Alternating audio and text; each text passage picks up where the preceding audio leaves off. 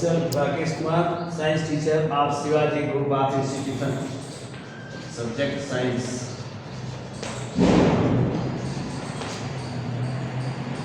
Chapter science में chapter प्रकाश का chapter है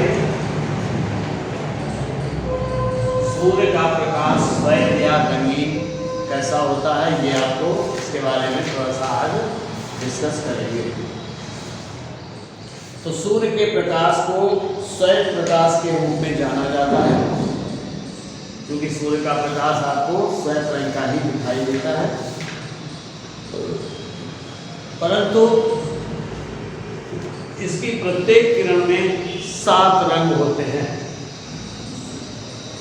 यह दर्शाने के लिए या यह दिखाने के लिए कि सूर्य के प्रकाश में अनेक रंग होते हैं, हमको एक प्रिज्म की जरूरत होती है। तो प्रिज्म कुछ इस तरीके का बना होता है।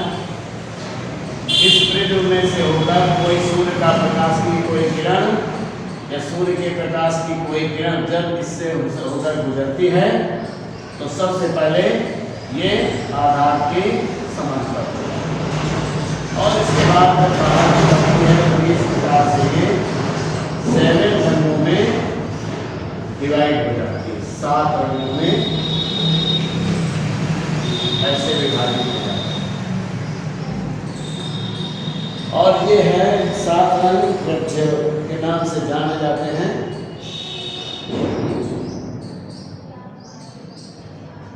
रज्जो, बैंगनी,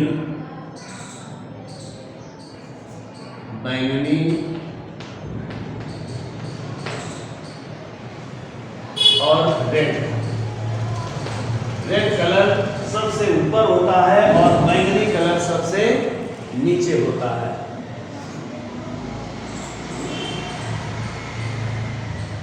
उसमें इस तरीके से PEB RE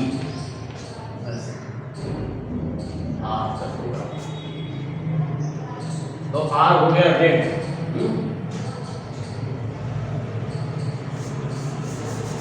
इस प्रकार रेड हो सकता है, येलो भी हो सकता है, इधर बैंगनी, नीला, हरा और जामुनी, इस तरीके से ये 7 रंगों में विभाजित हो जाता है।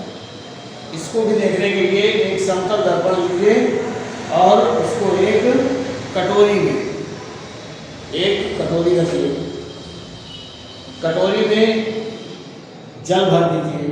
एक कटोरी ले लें और एक कटोरी में पानी उसमें पानी भर दीजिए। इस व्यवस्था को किसी खिड़की के पास इस प्रकार रखिए कि दर्पण पर सूर्य की प्रकाश या सूर्य का प्रकाश सीधा पड़ सके। खिड़की में रोशनी आ रही हो तो उसमें सूर्य का प्रकाश दर्पण पर पड़ सके और रिफ्लेक्ट होकर के उस कटोरी में जा सके। फिर कटोरी की स्थिति को इस प्रकार समायोजित कीजिए कि दर्पण के परावर्तित होने वाला प्रकाश किसी दीवार पर पड़े, यानी कटोरी की किसी भी एक दीवार पर पड़े। इसके लिए जैसे मान लीजिए खिड़की पर रखना है तो एक कटोरी आप ऐसे लेते हैं इसमें और इसमें कुछ जल भर लेते हैं, तो पानी भर लेते हैं।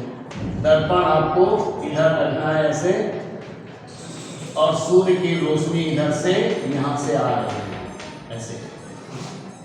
जब सूर्य की रोशनी दर्पण से टकराने के बाद इस जल में या कटोरी के जल में आती है तो इसमें यदि दीवार सफेद ना हो तो इस पर सफेद कागज की एक शीट को चिपका दें, या तो ये एकदम व्हाइट रंग की हो या इसमें सफेद रंग या प्लेन कागज एक चिपका दें। परावर्तित प्रकाश में अनेक रंग दिखाई देते हैं। आप इसकी व्यवस्था किस प्रकार करेंगे? दर्पण एवं जल संयुक्त रूप से एक प्रिज्म का काम करते हैं। प्रिज्म आपके पास नहीं है इसलिए आपको मैं एग्जांपल बता रहा हूँ। तो ये दोनों दर्पण और कटोरी में जो जल है वो संयुक्त रूप से एक प्रिज्म का ही काम करते हैं। ये प्रकाश को इसके रंगों में विभक्त कर देता है। ठीक, प्रकाश के अपने रंगों में विभाजित होने को हम प्रकाश का विक्षेपण कहते हैं। ये क्रिया क्या है? ये है क्रिया प्रकाश का विक्षेपण।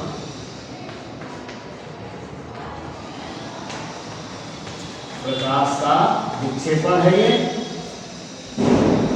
तो इसको आप सभी करके भी देखेंगे। आप अपनी खिड़की के सामने जिसमें धूप आ रही हो उसमें एक सिंपल मिरर या साधारण दर्पण लेकर के जिसको आप देखते हैं, जिसमें आप देखते हैं, उस मिरर को लेकर के और एक कटोरी में, स्टील की कटोरी में जिसका पर्च सफेद रंग का हो, उसमें जल भर करके और रखेंगे और दर्पण को कटोरी से लगाकर ऐसे रखेंगे। सूर्य की रोशनी जब इस दर्पण पर पड़ेगी, टकराने के बाद रिफ्लेक्ट होकर के इस कटोरी में जो जल होगा उसमें जाएगी और जल से होकर ये परत आपकी व्हाइट होनी चाहिए, सफेद होनी चाहिए, जहां पर ये रिफ्लेक्ट होकर आ रहा है। ये जो किरण इधर आएगी परावर्तित होकर, ये आपको स्पष्ट 7 रंगों में विभक्त दिखाई देगी। इस क्रिया को हम प्रकाश का विक्षेपण कहेंगे, ये कहते हैं। अब आता है विकृति। 4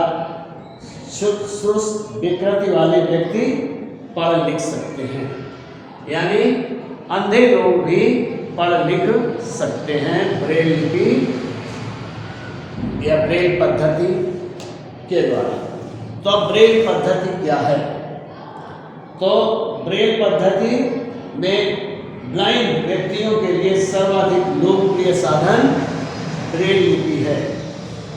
अंधे लोगों के लिए सर्वाधिक पढ़ने लिखने का प्रिय साधन ब्रेल लिपि है।